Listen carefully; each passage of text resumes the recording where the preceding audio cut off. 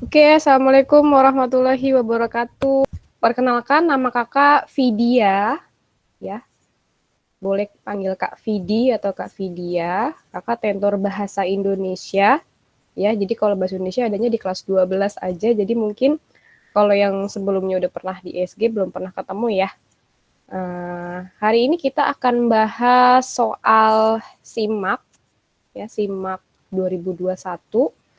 Bahasa Indonesia itu ada 15 nomor, mudah-mudahan kita bisa bahas semuanya ya, karena memang nanti akan diselingi dengan materi-materi.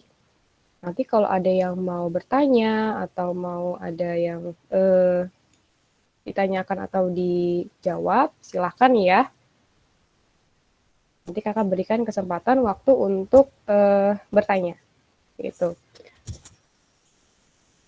Oke, kakak akan share screen.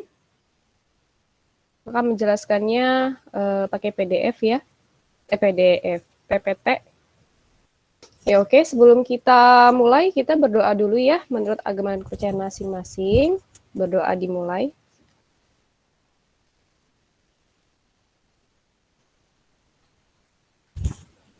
Oke, berdoa selesai.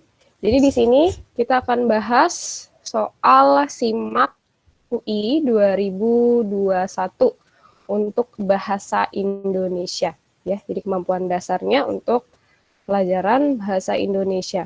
Nah, sebelum itu kita harus tahu dulu kira-kira materinya apa aja sih yang memang keluar di SIMAK UI ini ya untuk bahasa Indonesia. Jadi, mana kursornya? Nah, yang harus kita kuasai ini sebenarnya untuk bahasa Indonesia pertama adalah ejaan. Ya, kalau ejaan mungkin kamu sudah sering belajar dari SD karena memang kalau ejaan itu dicicil ya, kayak misalnya huruf kapital, lalu kata baku tidak baku. Nah, itu harus dipelajari gitu. Nah, lalu kedua ada morfologi. Morfologi ini adalah pelajaran bahasa Indonesia untuk kata-kata yang berimbuhan. Jadi imbuhannya bagaimana yang benar, atau dari kata dasar ini mendapatkan imbuhan me, bentuknya akan seperti apa. Nah, itu juga dipelajari di bahasa Indonesia ya. Lalu ada semantik. Nah, semantik ini ilmu yang mempelajari tentang makna.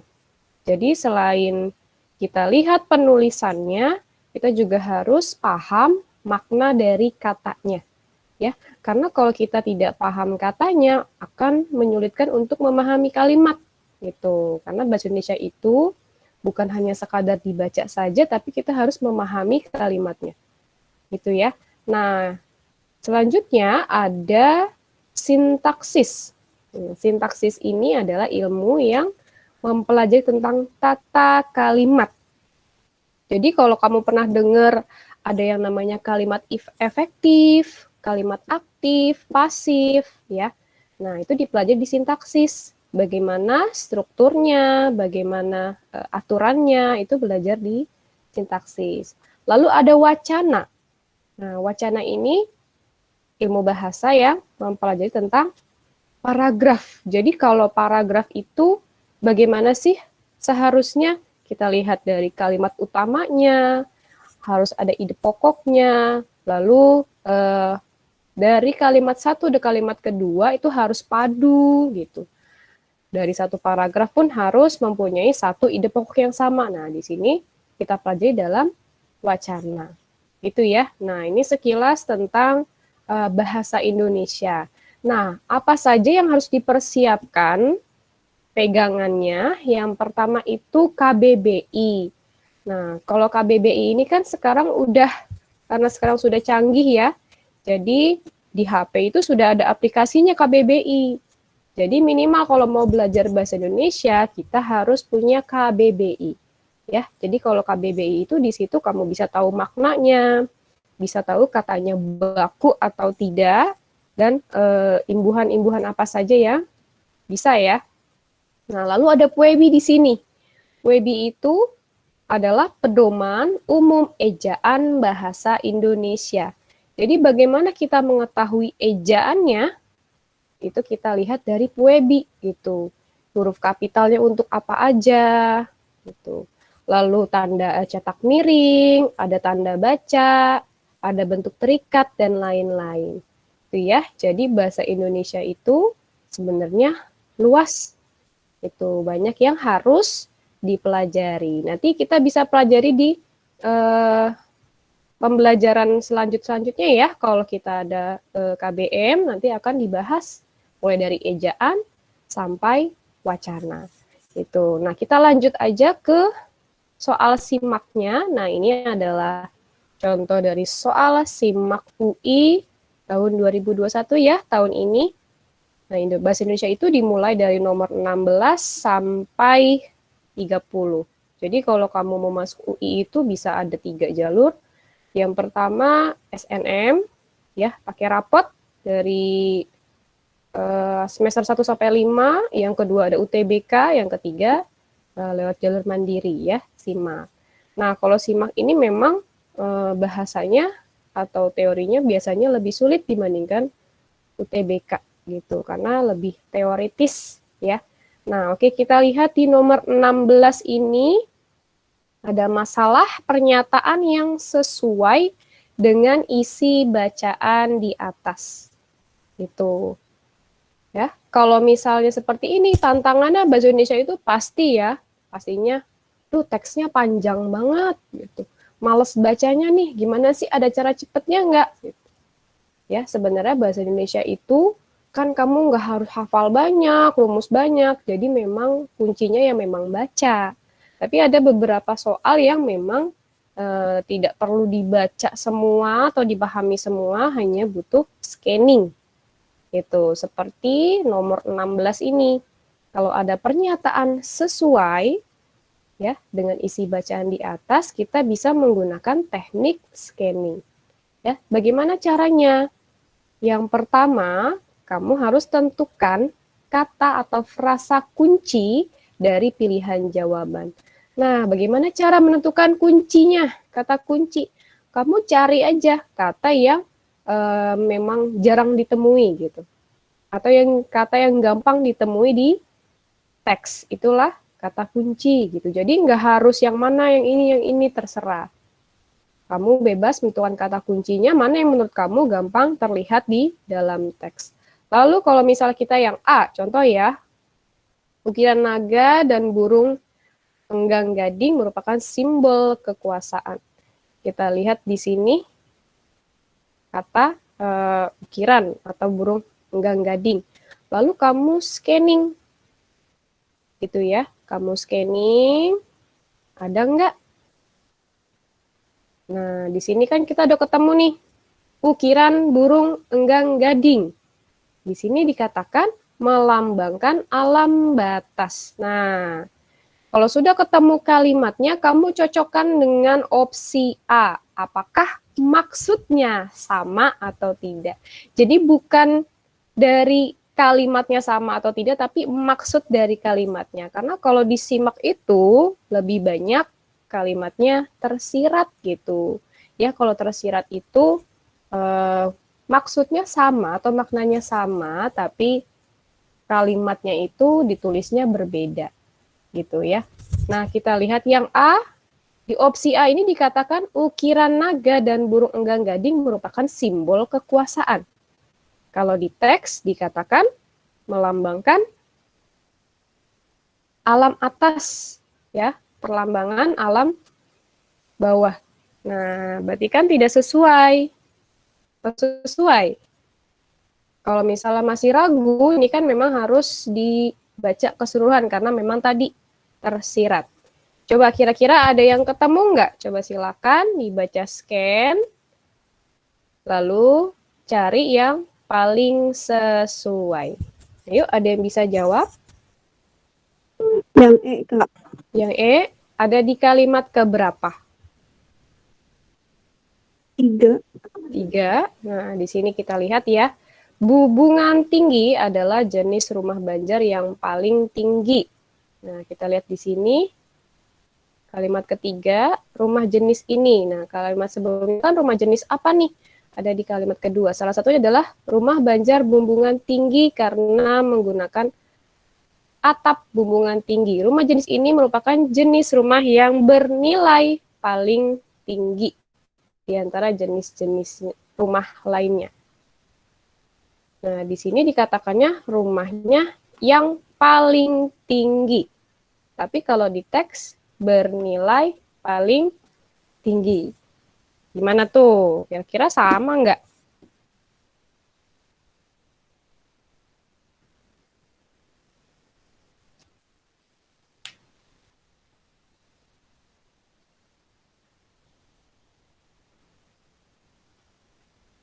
Ya, jadi di sini masih kurang tepat hanya karena ini nih.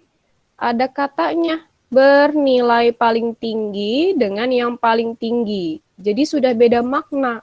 Kalau bernilai paling tinggi berarti lebih mahal atau lebih bagus gitu dibandingkan dengan yang lain.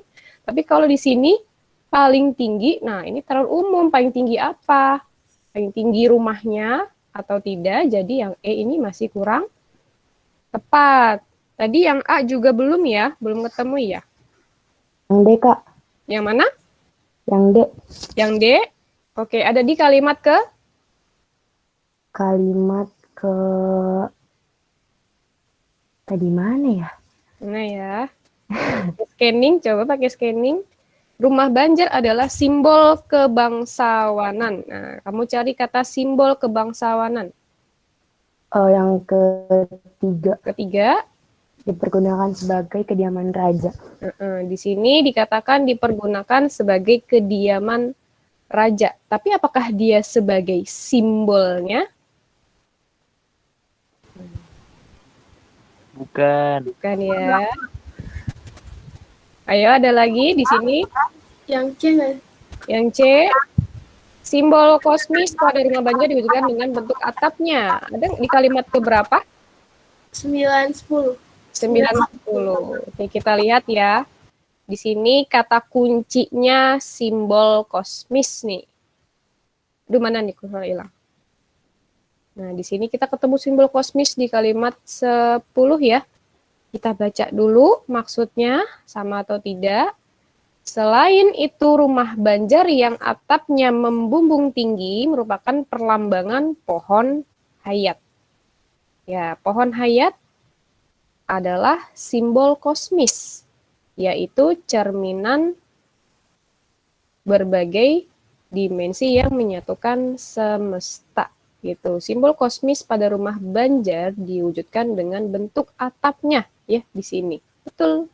Rumah Banjar yang atapnya membumbung tinggi merupakan hayat. Nah, pohon hayat ini adalah simbol kosmis. Nah, berarti kalimat yang C ini adalah jawaban yang sesuai dengan bacaan di atas. Ya, jadi simbol kosmis ini adalah si pohon hayat nih. Pohon hayat ini adalah atap dari si rumah Banjar. Jadi betul jawabannya adalah yang C. Oke, gitu ya. Jadi kalau di SIMAK UI ini kebanyakan memang kalimatnya tersirat. Jadi harus hati-hati kita bacanya. Jangan yang misalnya, Kak kalimatnya beda gitu. Tapi maksudnya sama atau tidak. Makanya itu pentingnya kita memahami maksud dari kalimat. Oke, kita next ya ke nomor 17. Nah, di sini ada gagasan pokok kalimat 6. Mungkin kamu bosan kali ya ngelihat soal bahasa Indonesia kok dari SD, SMP, SMA pasti ada gagasan pokok ya. Kenapa? Karena gagasan pokok itu adalah inti dari paragraf, inti dari kalimat. Jadi kalau kamu mau memahami kalimatnya bahas apa ya harus tahu gagasan pokoknya. Nah, untuk menentukan gagasan pokok kalimat, kita harus tahu subjeknya apa, predikatnya apa, atau kalau dia ada objeknya apa. Karena gagasan pokok itu adalah inti dari kalimat. Ya, gagasan pokok kalimat adalah inti dari kalimat. Kalau inti, itu bisa lihatnya di mana? Dari SP-nya, atau SPO, atau SPP. Ya, kita cari subjeknya apa, predikatnya apa, objeknya apa. Nah, SPOK ya, udah sering ya belajar. Nah, kita lihat dulu di sini. Subjeknya adalah rumah Banjar. Nah, predikatnya memiliki, objeknya adalah nilai filosofis Dwitunggal. Nah, setelahnya ada kata yaitu. Ya, kalau udah ada konjungsi, selanjutnya adalah anak kalimat. Konjungsi yaitu adalah konjungsi penerangan, ya, atau bisa juga konjungsi perincian. Dia untuk mengawali anak kalimat atau keterangan tambahan. Nah, berarti di sini gagasan pokoknya apa untuk kalimat 17?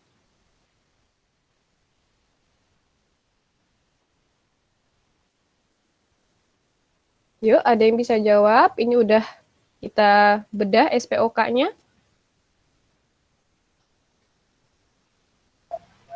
Bukan Kak. Ya, yang mana? Jawabannya yang A. Iya, rumah Banjar memiliki nilai filosofis. Jadi kita fokusnya kepada SPO, SPP. Nah, kalau bingung, bagaimana sih kan nentuin SP, SPO, SPP? Mungkin kalau kalimatnya masih simplex atau simple, ya, kalimatnya sederhana, masih bisa kayak ibu membangunkan adik, gitu kan? Itu masih gampang. Tapi kalau soal-soal di UTBK atau SIMAK, itu kalimatnya sudah kompleks. Jadi kita memang harus benar-benar bisa tahu konsepnya, apa itu subjek, predikat, objek, pelengkap, dan keterangan. Nah, di sini jadi tidak sesimpel itu ya, subjek itu bukan hanya orang, bukan hanya misalnya makhluk hidup, tapi banyak. Jadi kalau dalam suatu kalimat, subjek itu adalah jawaban siapa atau apa, ya. Jadi bukan selalu orang, ya, tidak selalu orang. Nah, subjek ini bisa berupa frasa benda atau kata nomina. Nomina itu benda ya. Kata benda. Kata benda itu yang bisa ditambahkan dengan kata sebuah gitu. Sebuah buku, seorang guru bisa. Itu adalah nomina. Nah, subjek ini biasanya disertai dengan sebuah kata ini dan itu, ya, itu dan ini. Nah, bisa juga diawali dengan pewatas yang. Contoh, yang harus dilakukan adalah, nah berarti kan subjeknya adalah yang harus dilakukan. Jadi bisa diawali dengan kata yang. Nah, yang ketiga di sini, kelima, subjek itu bisa juga berupa kata sifat. Tapi harus didahului kata sang atau si. Misalnya si tampan, si putih, gitu ya. Nah, tidak didahului dengan preposisi. Contoh preposisi itu dalam, di, kepada, pada. Jadi nggak boleh nih preposisi mengawali subjek. Jadi kalau ada kata preposisi berarti dia adalah keterangan. Itu ya. Nah, subjek juga tidak bisa diingkarkan dengan kata tidak, tetapi dapat dengan kata bukan. Jadi tidak buku, nggak bisa ya. Jadi karena kalau subjek itu kebanyakan adalah nomina atau kata benda. Nah, lalu ada predikat. Bagaimana cara menentukan predikat? Predikat itu adalah jawaban atas pertanyaan bagaimana atau mengapa. Nah, dia bisa diingkarkan dengan kata tidak atau bukan. Contoh, adik menggambar burung. Nah, adik tidak menggambar burung. Bisa ya. Jadi kalau bisa ditambahkan dengan kata tidak, itu adalah predikat.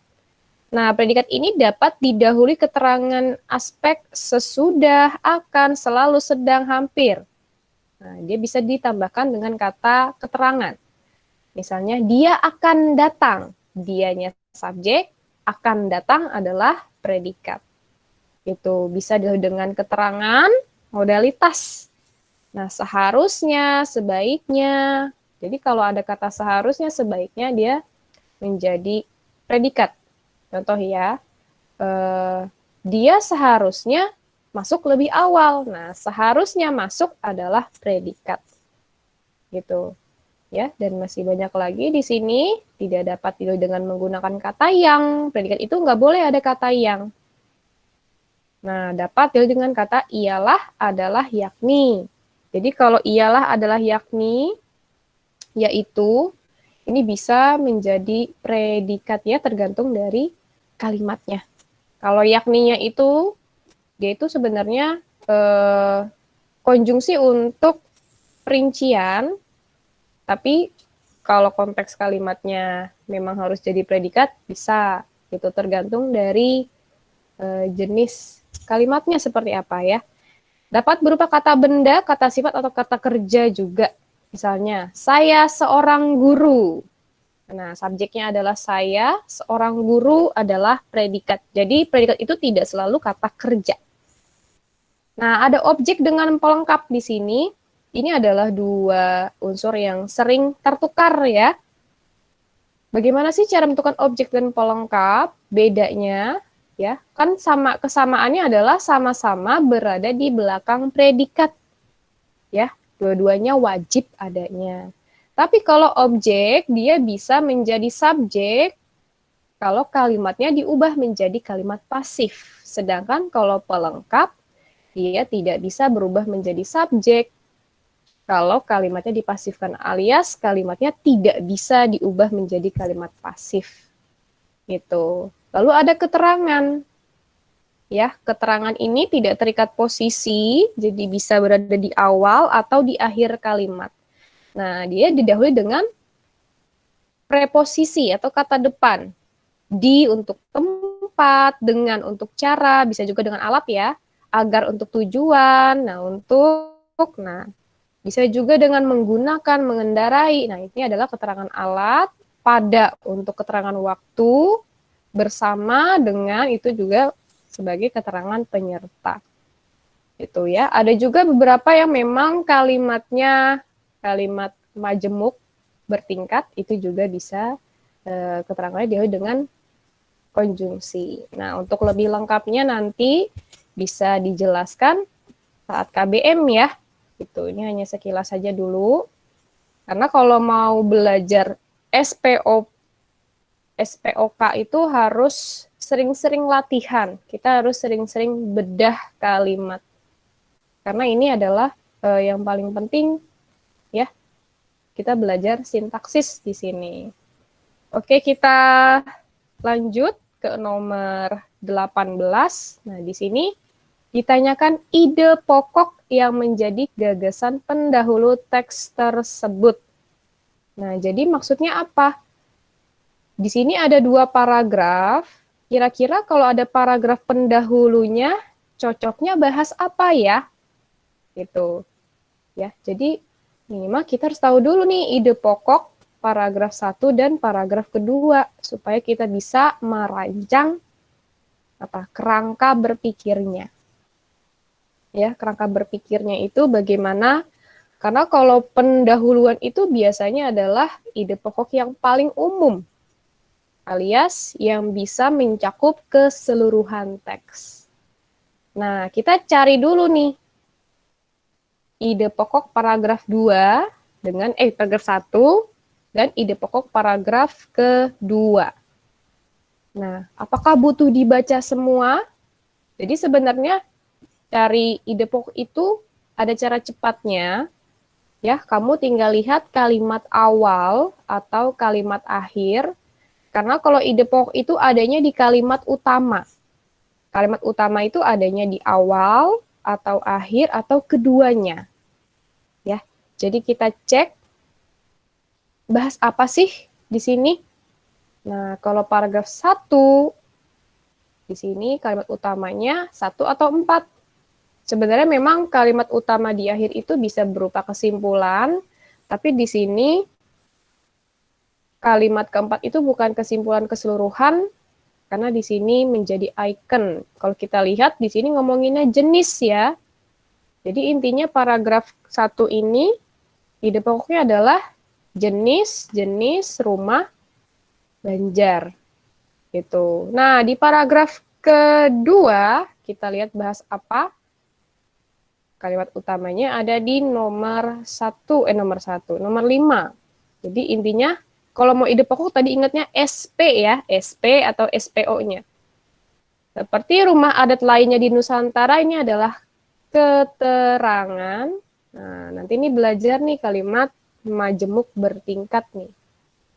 Ya. Tapi di sini bukan majemuk bertingkat sih sepertinya. Oh iya, seperti konjungsi ya.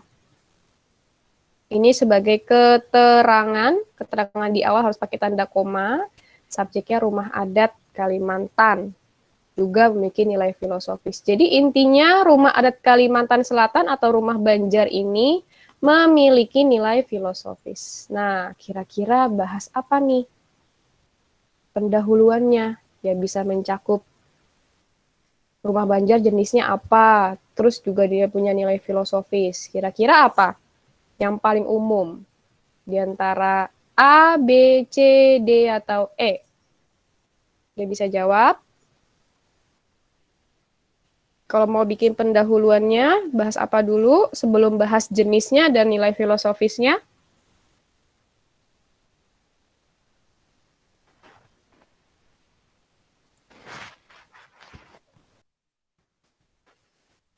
Bahas Asal-usul bukan, Kak? asal-usul.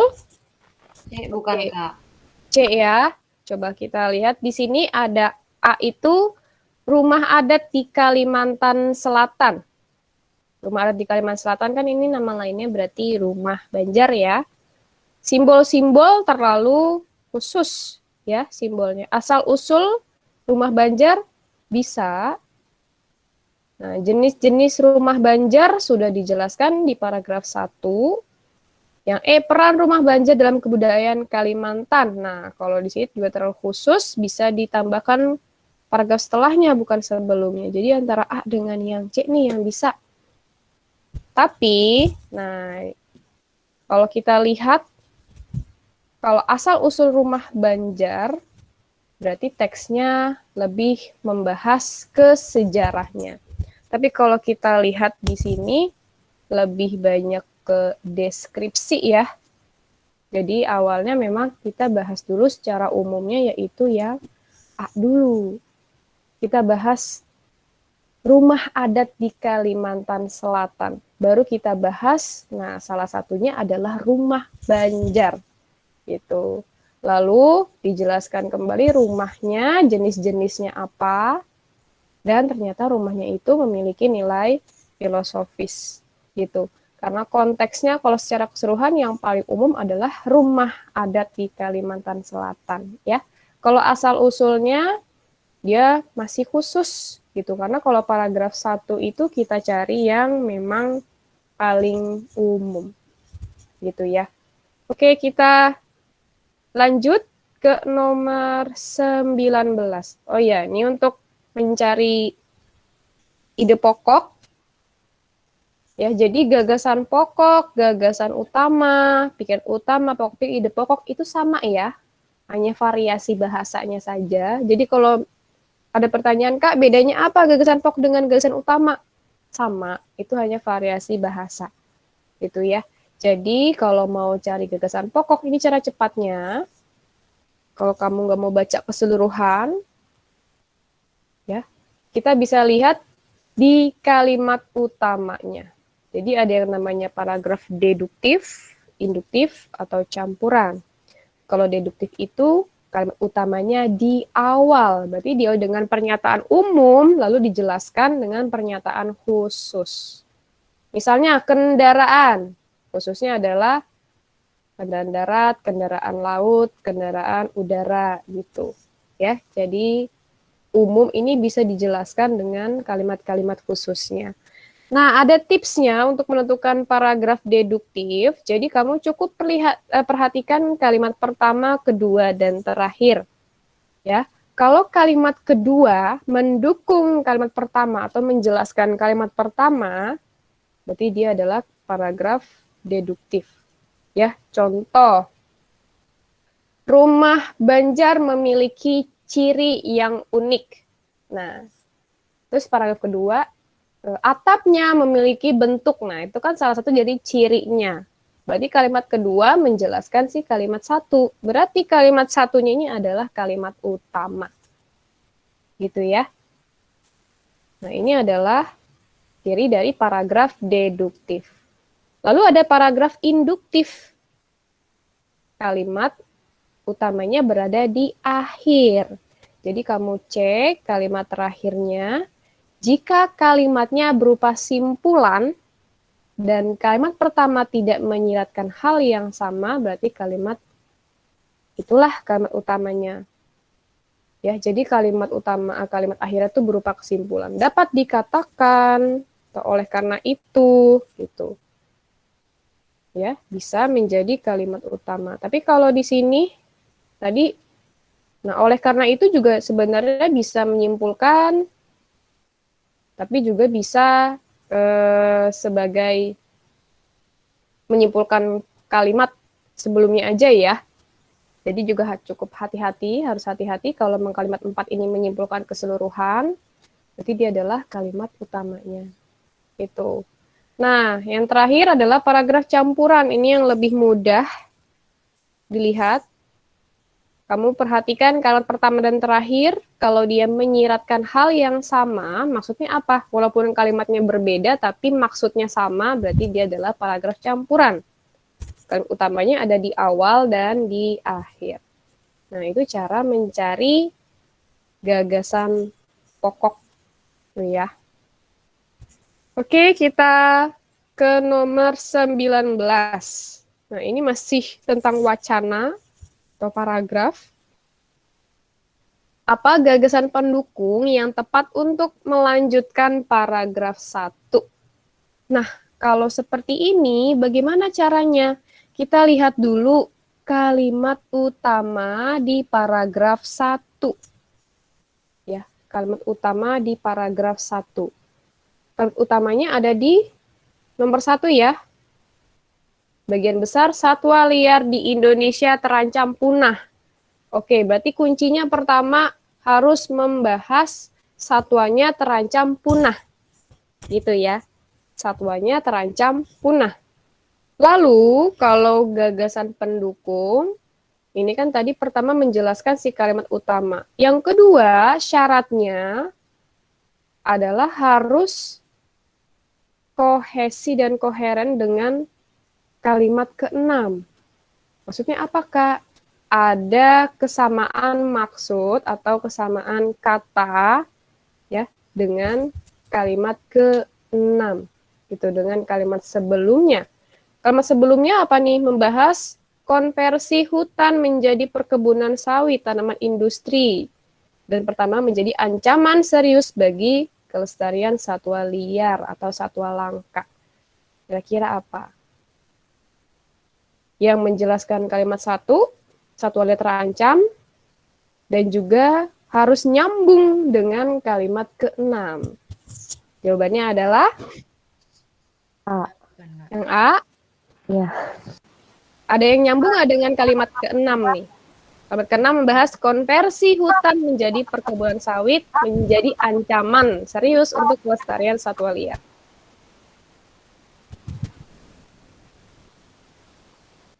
Ngomongin apa nih di kalimat ke-6 harus nyambung? D. Yang D. Yang? Nah, kita lihat. Ya, betul. Jawabannya yang D. Jadi pertama kalau gagasan pendukung, dia pertama harus menjelaskan kan utama ya. Kan utamanya kan bilang satwa liar di Indonesia terancam punah. Berarti harus membahas ancaman satwa liar yang terancam punah ini ya. Nah, harus nyambung juga dengan kalimat 6 karena kan harus berkohesi atau berkoheren. Ya. Di sini harus penulisan gagasan pendukung harus ditulis secara runtut sehingga dalam satu paragraf akan bersifat koheren. Jadi maksud antara kalimat satu dengan yang lainnya itu saling berkaitan. Karena kalimat ke-6 membahas konversi hutan, ya. Lalu ancaman untuk satwa liar, berarti yang nyambung membahas kalimat ke-6 ini adalah di sini penyusutan hutan adalah penyebab kepunahan satwa liar, jadi ancaman. Itu ya, karena kalimat yang A, B, yang C, yang E ini tidak membahas tentang hutan ini, konversi hutan. Gitu ya, itu untuk nomor 19, betul yang D. Nah, kita lanjut ke nomor 20. Gagasan pokok paragraf 1 ini gampang. Pakai cara tadi ya, kalimat 1 atau kalimat akhir. Tadi kita udah ketahuan kan, kalimat utamanya ada di kalimat 1. Berarti gagasan pokoknya adalah yang A. iya, betul. Gampang ya. Jadi kalau soal simak tuh minimal kamu udah tahu gagasan pokoknya apa, nanti ada soal-soal yang berkaitan gitu. Soal-soal yang berkaitan. Oh, tadi kan udah baca ini intinya di sini, berarti tinggal lihat aja. Jadi kamu tidak perlu yang baca semua balik lagi, baca lagi, balik lagi gitu. Cukup 1. Ini adalah soal wacana gitu ya. Oke, kita next ke nomor 21. Nah, makna kata konversi. Nah, ini masuk ke semantik nih, makna kata. Kalau kamu masih asing dengan katanya, kamu lihat konteks kalimatnya ya. Misalnya kamu ganti aja kata konversinya dengan kata pergantian, pertukaran, pergiliran, perbaikan, peralihan. Mana sih yang lebih masuk gitu. Maksudnya tuh nggak berubah, yang cocok.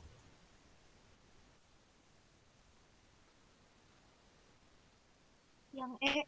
Kak. Yang E Ya. bukan Iya. Kak, peralihan.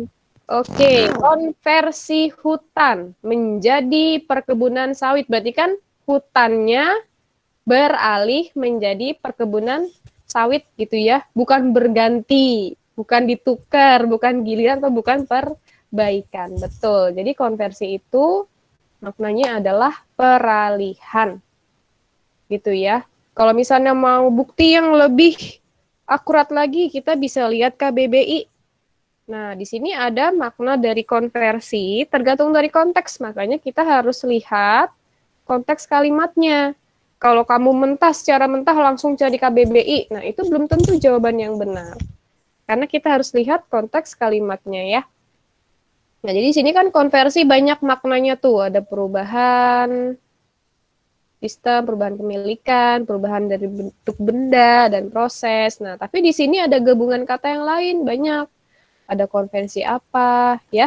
Nah, di sini karena dia masuknya ke konversi lahan, yaitu maknanya adalah pengalihan fungsi lahan. Jadi kalimat ke-6 ini konversinya bermakna peralihan.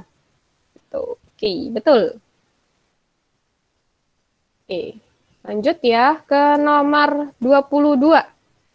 Nah, di sini kata kegiatan pada kalimat 10 tidak tepat, sehingga harus diganti dengan kata apa? Kita cari di kalimat 10.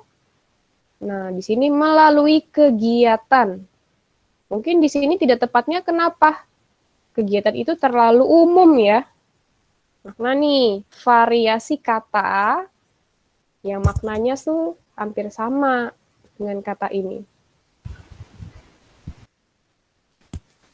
Ini kegiatan yang bareng-bareng gitu antara masyarakat, pemerintah, dan ahli kesehatan. Melalui A. ya, A yang aktivitas. Aktivitas antara masyarakat, aktivitas tuh lebih konteksnya kan kayak aktivitas sehari-hari, kegiatan. E. Oke. Jawabannya betul, yang E.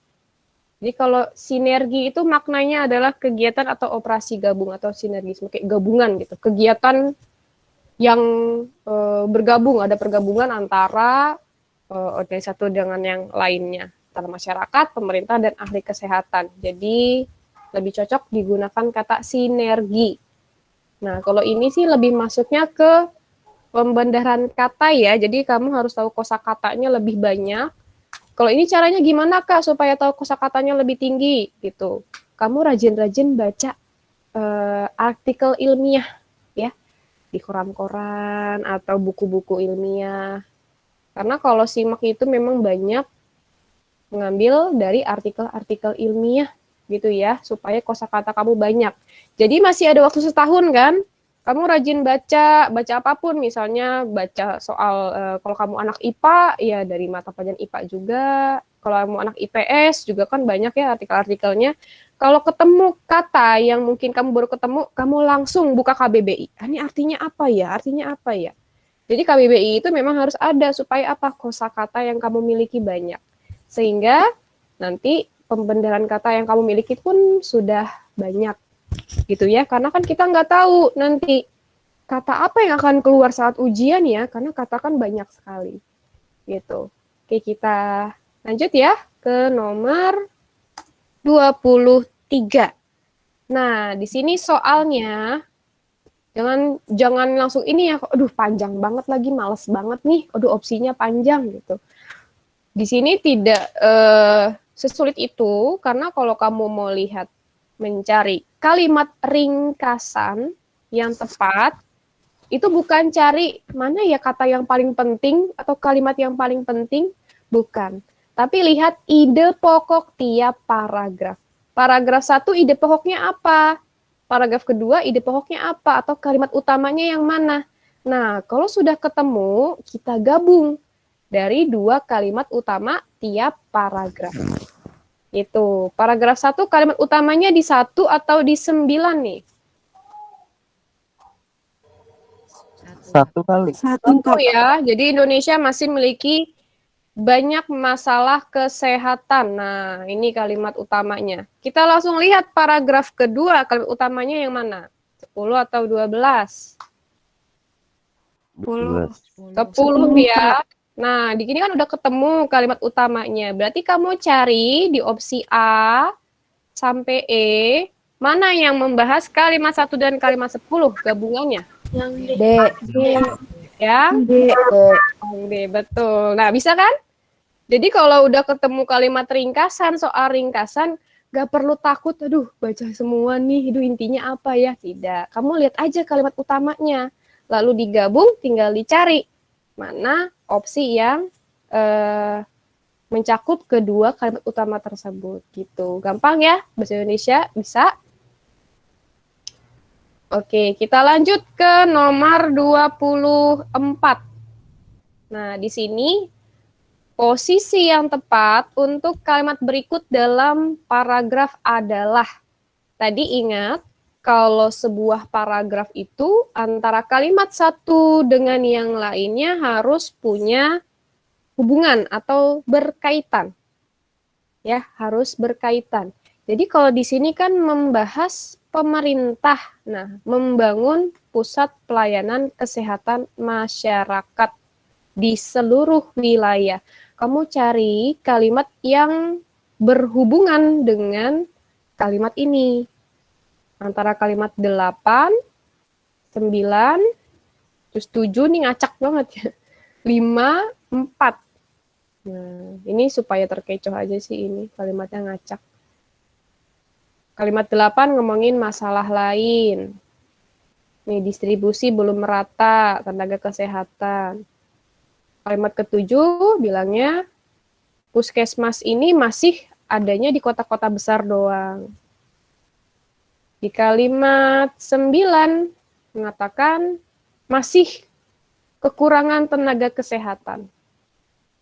Di kalimat kelima mengatakan apa nih? 20% doang dari total masyarakat Indonesia yang peduli. Nah, peduli kebersihan intinya. Kalimat keempat membahas masih kepedulian masyarakat ya. Mana nih? Kan di sini pemerintah membangun pusat pelayanan masyarakat di seluruh wilayah. Yang C, Kak. Yang C. Iya, karena di sini membahasnya kalimat ke-7 itu puskesmasnya cuma ada di kota-kota besar ya. Jadi pemerintah harus membangun di seluruh wilayah supaya rata. Oke, betul sekali. Jawabannya adalah yang C. Kita lanjut ke nomor 25. Nah, di sini penggunaan diksi yang salah. Jadi kalau penggunaan diksi itu adalah pemilihan kata. Jadi katanya harus tepat. Maksudnya gimana? Katanya ini nyambung atau sesuai dengan konteks kalimatnya. Ya, ini memang harus hati-hati bacanya, perhatikan kalimat satu persatu. Kalau ada kata yang kok maknanya kok kayaknya nggak nyambung ya, pakai kata ini kok nggak pas ya. Nah, berarti memang harus diganti. Baca satu persatu dari kalimat kedua, bekerja dari rumah, berkoordinasi dengan rekan kerja, ada nggak kalimat yang maknanya nggak sesuai nih? Gitu. Berinteraksi dengan keluarga maupun sahabat, bahkan belanja pun dilakukan melalui gawai. Gawai itu gadget ya, bahasa Indonesianya adalah gawai. Kalimat 6, saat bekerja dari rumah, biasakan duduk dengan postur tubuh yang baik. Postur itu bagaimana cara kita badannya ya, sikapnya bagaimana itu posturnya. Terus, kalimat ketujuh ya, gimana? Yang E. Yang E, ada di kata apa yang salah? Kedipan. Kedipan memproduksi pelembab. Harusnya apa digantinya? Nggak tahu, Kak. Kedipan, ini kan kalau mata kita ini ya, kalau kita berkedip, jadi mata kamu nggak kering, gitu. Jadi kedipan ini memproduksi pelembab dan komponen penting yang melindungi mata. Jadi kalau kamu berkedip tuh, mata kamu akan memproduksi pelembab, gitu, melembabin. Sedikit lagi, kurang tepat. Sekali lagi, ada yang ketemu? Nah? Kalimat 6. Kalimat 6 apa tuh? Karena yang nomor 5 kan ngebahasnya tentang mata. Sementara yang 6 tentang postur duduk. Nah, di sini bukan, jadi kamu carinya bukan kata bukan kalimat yang tidak sesuai. Berarti di sini maksudnya ke makna yang kamu maksud itu di kalimat ke-6 dia lebih ke tidak sesuai dengan ide pokok dari teks. Gitu ya. Tapi kita cari kata, itu pengalihan nomor 6 tuh. Kata yang tidak tepat dari kalimatnya. Kita carinya katanya, bukan kalimatnya. Kak, yang D bukan? Yang D, ada di kalimat apa? Di kata apa? Penyaring. Mungkin maksudnya filter ya? Iya, filter. Betul. Betul. Ada di kalimat 10 jawabannya. Harusnya apa? Ke bahasa Indonesianya. Saya kurang tahu, tapi saringan lebih kayak saringan yang buat masak kalau menurut saya. Nah, jadi kalau kita lihat bahasa Inggrisnya kan biasanya screen filter ya. Tapi kalau diubah menjadi bahasa Indonesia itu pelindung layar. Itu pelindung layar. Jadi penyaring di sini kurang tepat penggunaan katanya. Sebaiknya kita gunakan kata pelindung khusus pada layar monitor atau ponsel. Jadi di sini penggunaan diksi yang salah ada di kalimat 10, yaitu kata penyaring. Harusnya diganti dengan pelindung. Gitu ya. Jadi kalau di sini penyaring tuh langsung ditranslate mentah-mentah gitu, filter. Filter itu adalah penyaring gitu. Diganti. Tapi tidak masuk konsepnya dengan konteks kalimat bahasa Indonesia, jadi harus diganti. Nah, gitu betul. Jadi kalau penggunaan diksi seperti itu ya, kita cari kata yang kok katanya nggak pas ya, gitu. Maknanya nggak sesuai dengan konteksnya ya. Jadi banyak nih di teks-teks itu pengecoh-pengecoh, harus hati-hati. Jadi kayak kalimat 6, kalimatnya nggak nyambung. Berarti dia kalimat tidak padu. Ada juga di sini kata yang tidak sesuai. Di sini ada belanja. Ya, belanja di sini itu imbuhannya nggak pas. Harusnya berbelanja. Itu berinteraksi, berkoordinasi, harusnya berbelanja. Gitu. Ini juga salah satu pengecoh. Jadi memang hati-hati untuk disimak UI atau di UTBK, makanya kita harus tahu teorinya. Ya, kalau pakai cocok logi kira-kira yang mana, itu pasti akan mengecoh kamu. Jawabannya yang mana, yang A atau yang ini? Ya, ini juga salah. Gitu. Jadi harus tahu teorinya ya. Oke, kita lanjut ke nomor 26. Nah, penggunaan tanda baca. Kalau tanda baca itu nyari teorinya di mana, Kak? Materi di mana? Ada di Puebi. Puebi itu lengkap banget dari tanda baca, tanda koma, titik, tanda kurung, tanda petik, petik tunggal, ya, itu banyak semuanya di situ fungsi-fungsinya. Pertama kita cari dulu di kalimat 1. Nah, ini kan tanda koma ya. Tanda bacanya betul atau enggak nih fungsinya tanda koma? ingat jangan pakai cocok logi ya. Kalau Puebi itu sifatnya teoritis, jadi harus saklek alias taat peraturan pada pedoman. Pedomannya harusnya seperti ini ya kita harus ikutin. Jangan pakai feeling kayaknya nggak pas nih, kayaknya nggak pas nih. Gitu. Ya. Nah, kalimat ke-7 sama ada tanda koma juga di sini. Ya, kalimat ke-6 tanda bacanya ada tanda koma juga. Kalimat ke-5 di sini. Kalimat ke-10 juga tanda koma. Nah, di sini karena kebanyakan tanda koma, kita lihat dulu deh Puebi ya. Supaya bisa jawab. Ini gimana nih? Kita cek Puebi dulu. Jadi kalau di ada namanya Puebi daring. Ada bukunya juga kalau kamu mau belinya enak belajar dari buku ya. Di sini kamu bisa cek untuk tanda baca. Kita lihat tanda baca koma di sini. Fungsinya untuk apa saja. Nah, jadi tanda koma itu adalah tanda baca yang paling banyak fungsinya. Ya, nggak sembarangan. Karena kita taunya kan tanda koma untuk perincian gitu. Tapi sebenarnya bukan itu saja. Pertama, tanda koma ini untuk perincian tadi ya. Depan rumah, komputer, atau, nah ini namanya perincian, penyebutan satu persatu. Lalu juga digunakan sebelum kata penghubung atau konjungsi. Ini untuk kalimat majemuk setara. Contohnya tetapi, melainkan, sedangkan. Nah, ini contoh kalimatnya. Ya, mudah-mudahan Kakak zoom. Nah, seperti ini ya. Jadi, saya ingin membeli kamera tetapi uang saya belum cukup. Jadi, kalau ada konjungsi tetapi, melainkan, sedangkan, dia harus diawali tanda koma. Gitu, ya. Nah, ini tanda koma dipakai untuk memisahkan anak kalimat yang mendahului induk kalimatnya. Ini adalah contoh dari kalimat majemuk bertingkat. Next mungkin nanti kalau di KBM akan ada materinya ya untuk kalimat majemuk. Nah, ini seperti ini. Jadi kalau ada anak kalimat di depan, kalau diundang, saya akan datang. Tapi kalau dibalik menjadi seperti ini, saya akan datang kalau diundang. Nah, konjungsinya ini kalau. Ya, kalau dia ada di tengah, tidak pakai koma, tapi kalau dia di depan harus pakai koma. Sama kayak karena, kalau ada di depan harus pakai koma untuk mengakhiri anak kalimat.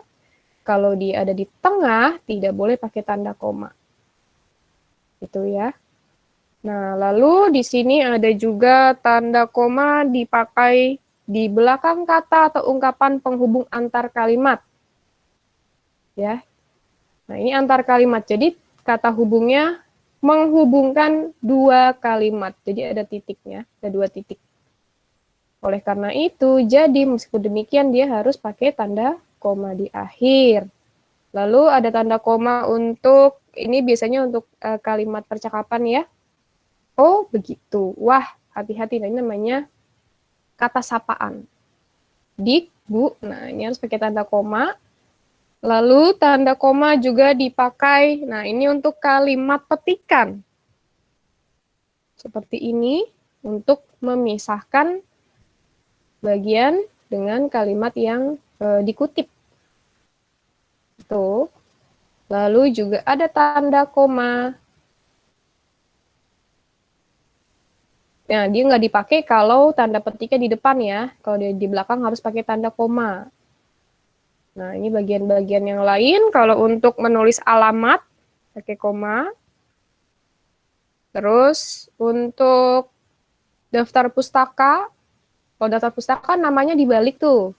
Ilham Gunawan, jadi Gunawan Ilham harus dijeda dengan tanda koma. Lalu untuk catatan kaki, ini mungkin kamu belum belajar ya, ini kalau udah kuliah, pakai ini catatan kaki kalau udah kuliah tuh sehari-hari nih. Lalu ada untuk singkatan nama, nama dengan singkatan gelar.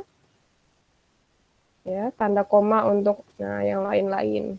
Ini tinggal dibaca aja ya di Puebi, bisa dari daring, Puebi daring, atau kalau kamu mau beli bukunya banyak Puebi ya, tapi harus sesuai dengan Kemdikbud ya, Permendikbud ke Kemdikbud. Oke, kita cek lagi ke soalnya.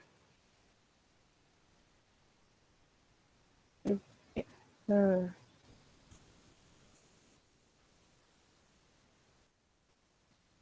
Nah, tadi kalau masih ingat di kalimat satu ini selama pandemi dia adalah keterangan di awal. Jadi harus diakhiri dengan tanda koma. Jadi kalau keterangan di depan harus diakhiri tanda koma. Ini betul ya kalimat satu. Nah, di kalimat ke-7 selain itunya ini benar karena dia mengakhiri konjungsi antar kalimat. Nah, di sini ada kata yaitu, betul atau enggak nih tanda komanya?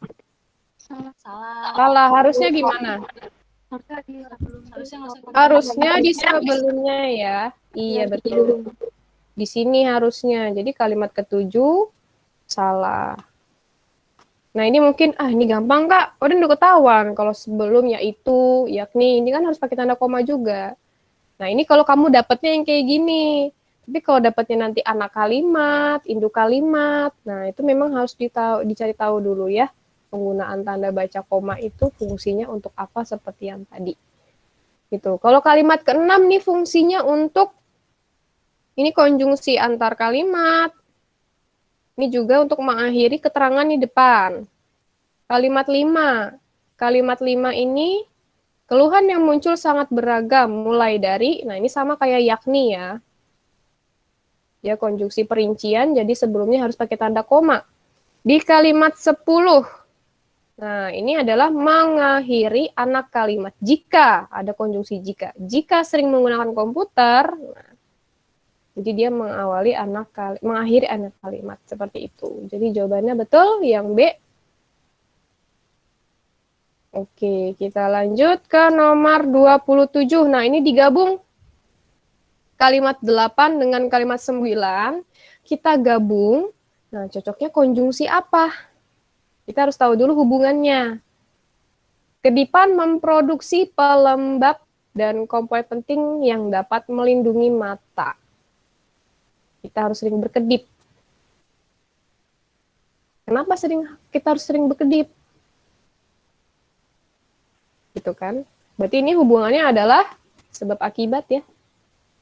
Kalimat 9 merupakan sebab dari kalimat 8. Kalau sebab, berarti konjungsinya pakainya yang mana? Yang C, Kak. Yang C di sini ya, karena bedanya apa nih? Oke, kita lihat dulu yang lain. Yang A, kendati demikian. Kendati itu sementara kayaknya. Kendati. Aduh. Oh, kendati itu kayak syarat ya meskipun, jadi ini udah pasti salah. Terus di sini kita harus sering berkedip hal ini karena, nah ini nggak boleh ya kalau misalnya kayak gini harusnya begini nih. Jadi salah, jadi ini sama aja kayak dua kalimat yang dipaksa jadi satu.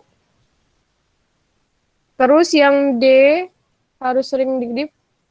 Selanjutnya kita harus sering berkedip disebabkan kedipan. Nah, kalau seperti ini bukan jadi konjungsi lagi, tapi jadi predikat. Nanti strukturnya akan salah. Kalau ini sehingga, berarti dia ada akibatnya kebalik. Jadi betul jawabannya adalah yang C. Kalimat 9 merupakan penyebab dari kalimat 8, jadi harus ditambahkan konjungsi karena. Karena jadi satu kalimat, konjungsinya jadi menggunakan yang intra. Ya, intra kalimat, karena. Oke, nomor 28. Di sini penggunaan kata beragam non-formal. Kalau non-formal berarti katanya tidak tepat digunakan dalam situasi formal. Ya, misalnya cuma gitu. Cuma itu nggak formal ya. Yang formal adalah hanya. Tapi selain dia bahasa cakapan, bisa juga kalimat non formal itu, ya udah ketahuan dong, ini salah pencet. Kalimat formal itu kalimat yang baku ya. Jadi di sini bisa juga masuk ke dalam kalimat yang non baku. Nah, ini kan udah Kakak kasih tahu jawabannya yang A ada di kalimat 5, kira-kira yang mana katanya? Masuk. Masuk? Kalimat 5. Kalangan elit. Elit, Elit, harusnya tulisannya? elite. Iya, elite. Betul. Bentuk tidak baku, elit. Jadi kalau ini harus dicek satu-satu ya. Bacanya kayak sepeda, bener nggak ya tulisannya? Masuk ke Hindia. Nah, ini harus dicek satu-satu.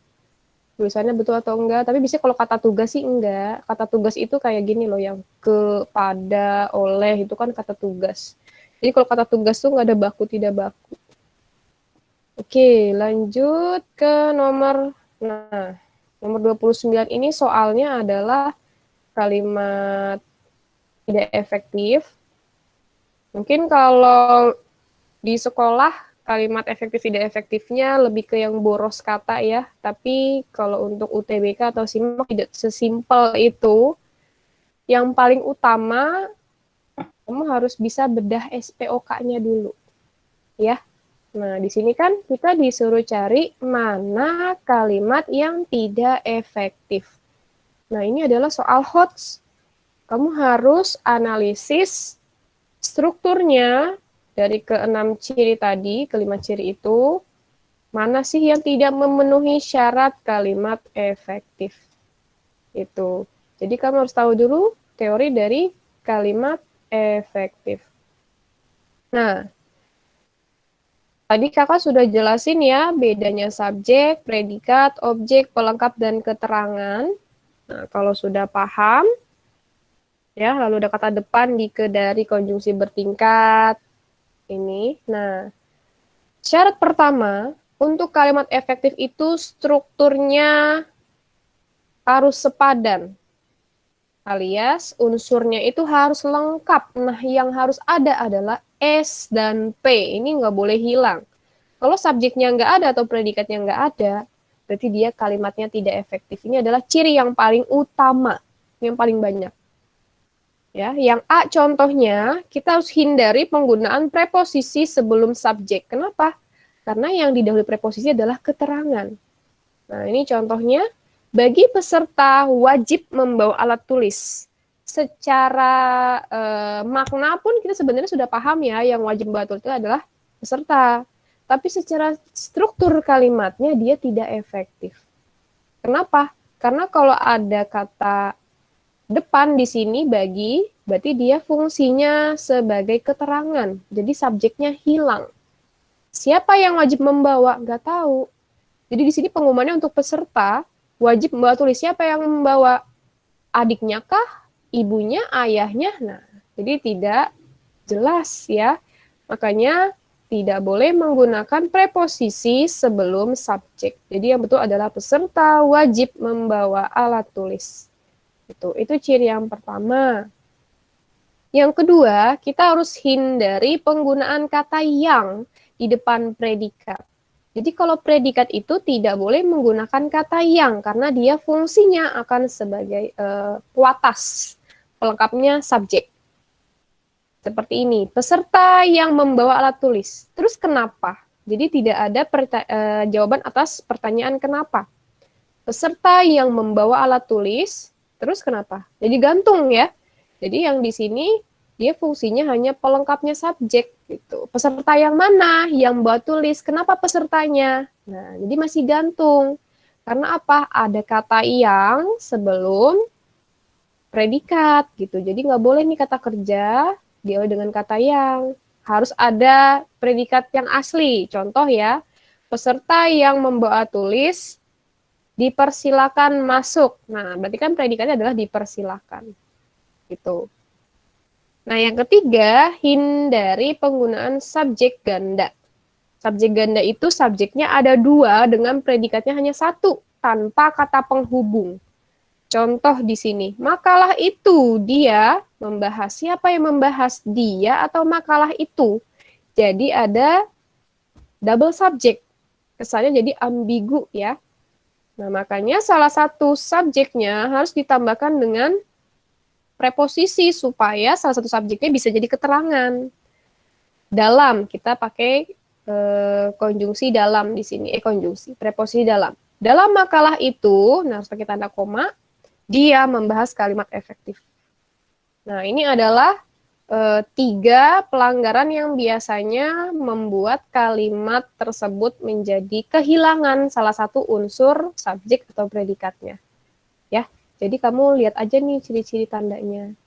Mungkin kalau baru sekali masih bingung-bingung, kalimat efektif itu harus berulang terus ya dipelajarinya karena kasus kalimat itu kan kompleks, banyak, beda-beda. Jadi harus dimatengin dulu cara membedah struktur kalimatnya dari subjek, predikat, objek, pelengkap, dan keterangan ini dulu. Ya, jadi harus kuasai SPOK dulu, baru kamu nanti bisa paham kenapa ya nggak ada subjeknya, kenapa ya nggak ada predikatnya, seperti itu. Ya. Nah, ciri kedua adalah paralel. Jadi kalau paralel ini adalah kesamaan bentuk kata atau makna yang digunakan dalam kalimat. Biasanya ada perincian ya. Kalau ada konjungsi dan, atau, serta, nah, kamu cek kata sebelum dan sesudahnya. Nah, dia tuh harus punya kelas kata yang sama. Kalau verba semua, verba itu kata kerja ya, nomina, harus nomina semua, kata benda, ya, kata sifat semua. Nah, kalau kata kerja, imbuhannya pun ada beberapa kata yang memang harus sama. Karena di sini nih, membuang, memilah. Di sini adalah pengolahan. Kalau pengolahan itu kan nomina dia. Jadi di sini verba, nomina. Makanya jadi tidak sejajar. Harus diganti pe-nya dengan imbuhan me supaya sejajar sama-sama verba. Ya, membuang, memilah, dan mengolahnya. Ini adalah ciri kalimat efektif yang paling gampang, tapi sering banget terlewat, ya, nggak ngeh gitu. Oh iya ada ini ya. Jadi sering terlewat. Jadi 2 tadi antara struktur kalimat dan paralel inilah yang paling sering keluar di UTBK ataupun di SIMAK, ya. Jadi 2 itu harus diperhatikan baik-baik. Nah, untuk hemat kata, ini mungkin kamu sudah sering ya belajar dari SD atau SMP. Bahkan kalau ada UN SMA pun pasti keluar juga sih seperti ini. Jadi, untuk hemat kata, ini tidak boleh main buang-buang aja ya kalimatnya ya. Jadi, saya perhatikan juga kalau katanya bersinonim. Itu tidak boleh. Contoh, sangat baik sekali. Nah, sangat dengan sekali kan ini bersinonim.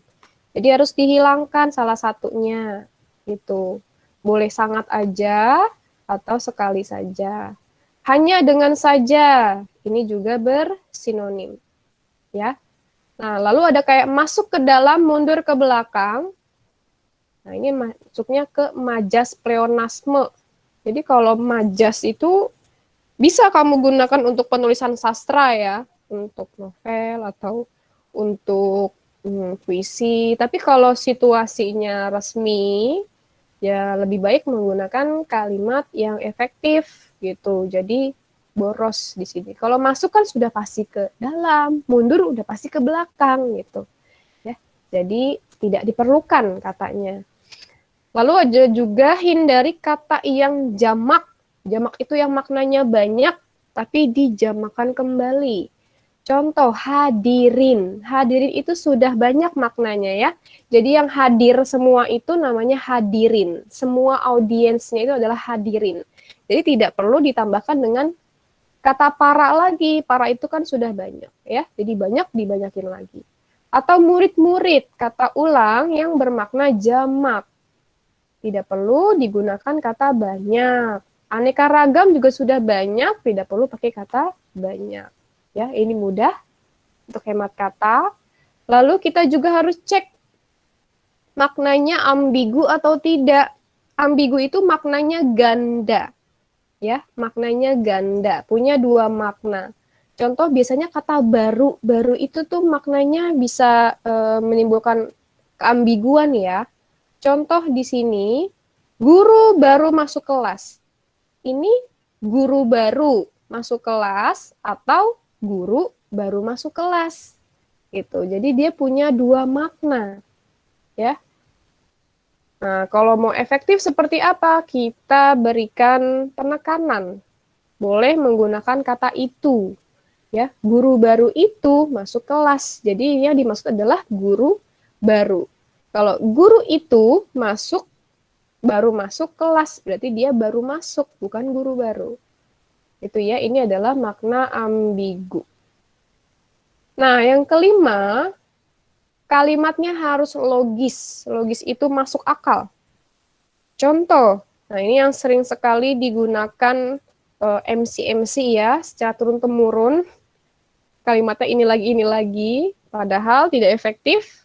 Contohnya, kepada Bapak Kepala Sekolah, waktu dan tempat kami persilakan.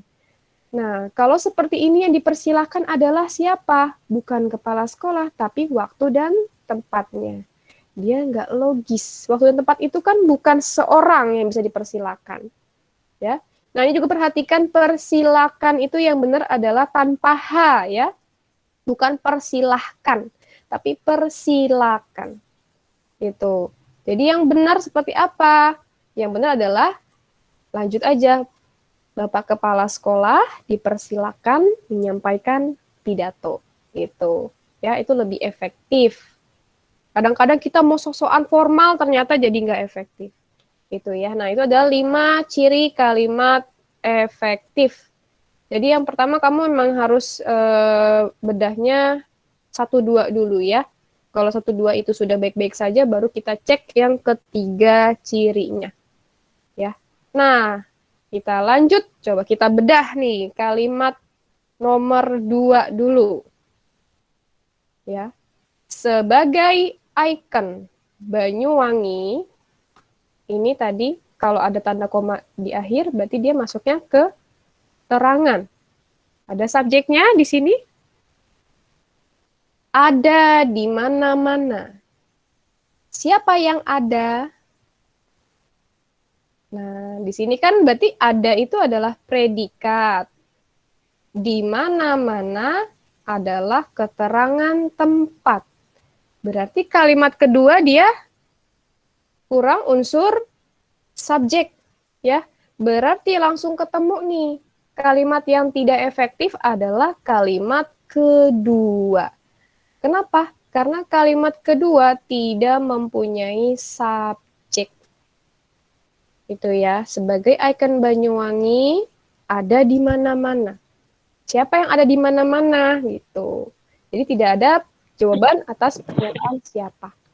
Ada yang mau bertanya untuk kalimat efektif?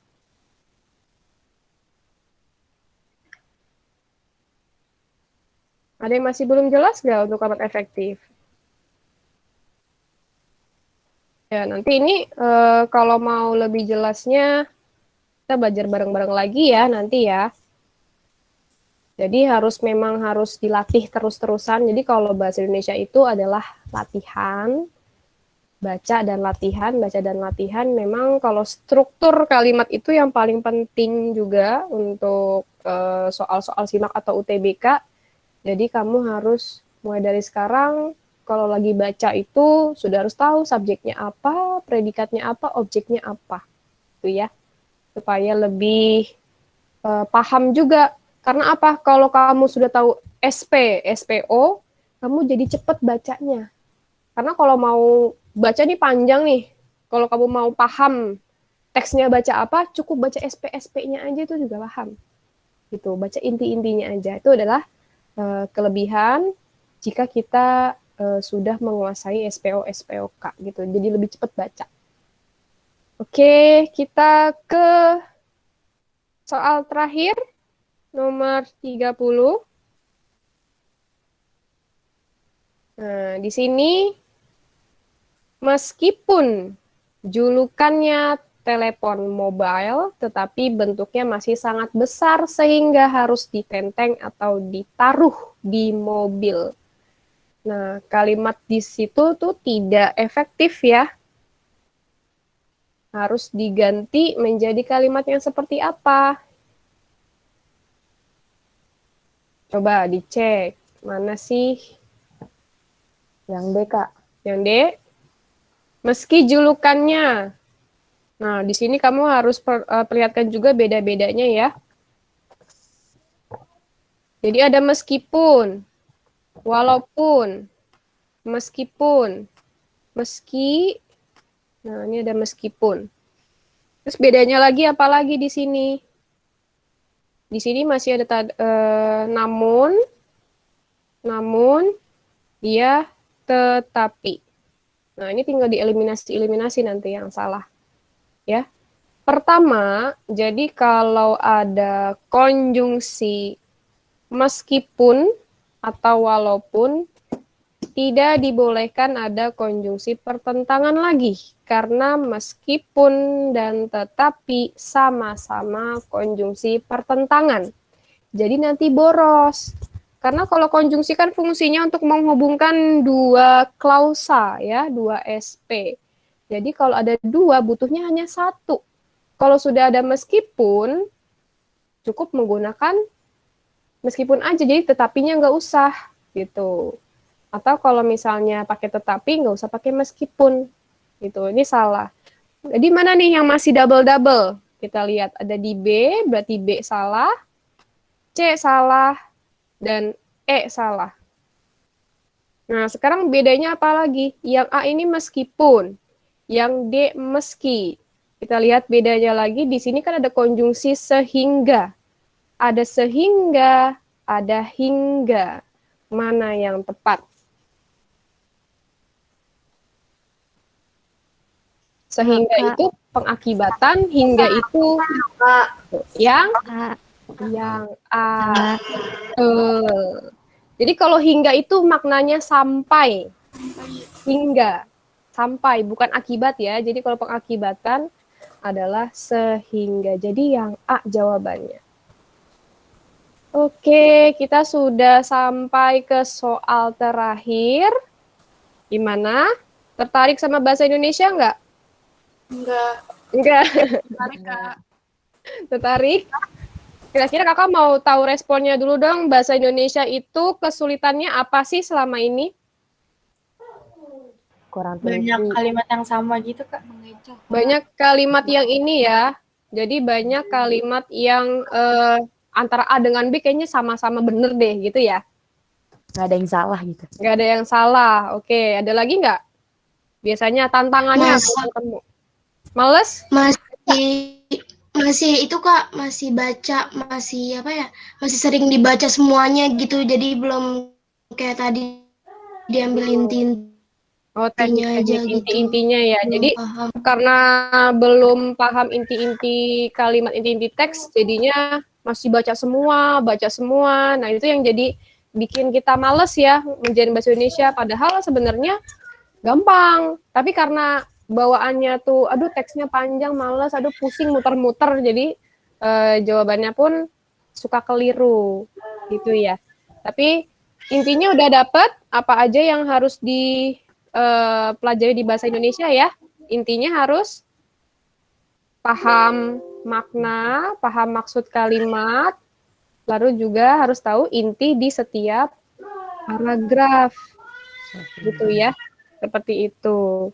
Oke, jadi intinya bahasa Indonesia susah atau gampang? Susah-susah Sedang. gampang.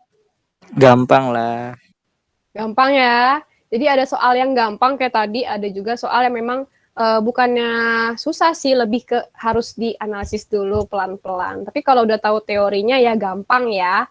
Seperti itu. Karena kalau nanti UTBK itu soal bahasa Indonesia yang paling banyak.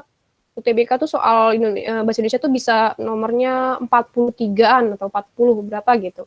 Ya, 40-an itu bahasa Indonesia. Dari 100 soal ya, pasti 90 soal. Jadi paling 80 soal yang TPS bahasa Indonesianya itu lebih dari setengahnya. Itu bahasa Indonesia. Kalau di UTBK, kalau di SIMAK sama ya, 15 nomor doang. Tapi kalau kamu perbandingkan dengan soal-soal semua, karena kan kalau di SIMAK itu lebih susah dibanding UTBK. Bahasa Indonesia itu yang masih mendingan lah gitu. Jadi kalau kamu bisa jawab, ngambil poin banyak di bahasa Indonesia itu dapat untung banyak.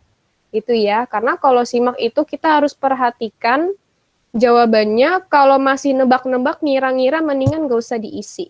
Kenapa? Kalau SIMAK itu ada poin minusnya. Kalau salah, minus 1. Kalau benar, plus 4. Kalau tidak diisi, 0. Gitu. Jadi mendingan gak usah diisi daripada kamu ragu A atau B, nebak-nebak gitu ya. Jadi kalau di SIMAK itu harus yakin sama jawabannya supaya menghindari tadi minus 1. Oke, kalau gitu ada yang mau ditanyakan untuk bahasa Indonesia? Kapan lagi Kak sesi bareng kakak? Hah? Kenapa? Kapan lagi Kak sesi bareng kakak? Oh, kapan lagi? Berarti lanjut di SK ya. Nanti kalau udah kelas 12, mungkin lebih sering lagi bahasa Indonesia, kita bahas satu persatu lebih dalam. Dari ejaannya, dari morfologinya, semantiknya, sintaksisnya, wacana. Tadi kan mungkin masih agak bingung-bingung karena kakak bahasnya cepet-cepet ya, belum terlalu mendalam gitu. Nanti kita satu persatu. Masih ada waktu 1 tahun nih dari sekarang. Jadi kuncinya kamu siapkan KBBI, PUEBI mulai dibaca, lalu banyak-banyakin ngumpulin latihan soal, ya. Karena kemarin-kemarin itu kakak kelas kamu yang lulus PTN itu yang memang dia rajin gitu. Tiap hari klinik, nanti minta latihan, tambahan gitu ya. Terus rajin ngumpulin soal-soal, nah seperti itu. Nanti kalau misalnya kita kapan-kapan bisa ketemu lagi, ya nanti akan kakak bahas lebih mendalam lagi. Oke, kalau gitu kita akhiri sesi ini ya. Mudah-mudahan nanti kita ketemu lagi, kita bisa belajar bareng lagi.